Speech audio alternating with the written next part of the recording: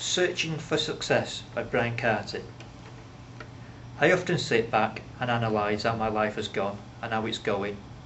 I suppose it's something I've always done, though now in my mid-40s I find myself doing it much more.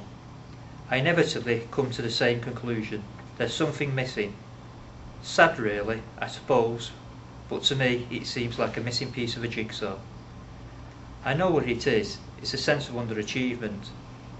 It must stem from my younger days.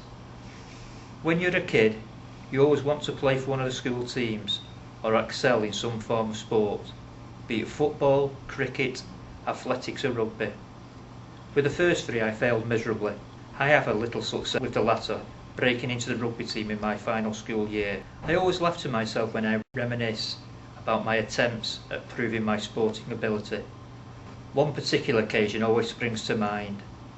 I must have been about 11 at the time, when for some strange reason I volunteered for the one-length breaststroke at the annual swimming gala.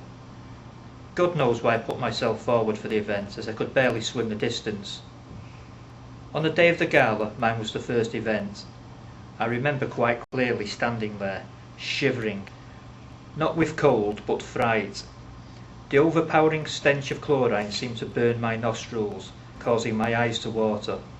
An inaudible noise of excited children who were sitting by the side of the pool echoed around the old Victorian building. 4 young competitors stood awaiting the starting whistle. 3 appeared to brim with confidence, while I quaked with fear.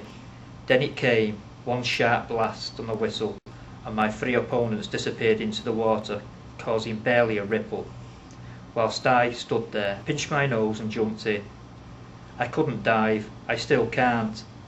By the time I had surfaced, the other 3 were all clambering out. The spectators thought it was hilarious, watching me struggle to the other side. I may have been last that day, but I certainly got the biggest cheer. The experience never put me off. I carried on with the quest throughout my life. I tried weights, karate and marathon running. And although finished marathons in itself is an achievement, I never recorded the times I would have liked.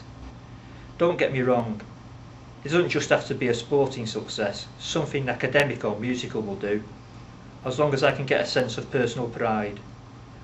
Unfortunately, I let myself down badly at school, leaving with nothing more than 5 CSEs. Then there's work. I've not got a bad job, and I managed to gain promotion, but I don't look at this as a personal achievement. I only go there for the money to pay the bills. If anything, it gets in the way of my life. So as my body starts to slow and gaining weight, my pursuit has taken a new direction. It's time for my mind to take over, and the writing of my thoughts has begun. It's not fame and fortune that I seek. I wouldn't say no to the latter.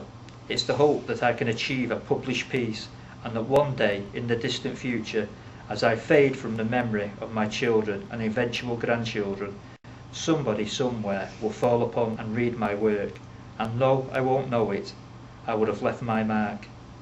So, will I be content if I achieve my goal in literature? For now, I'll say yes, but then again, if I'm finally satisfied, there will be nothing left for me to aim for. Life could become dull, a bore, so who knows.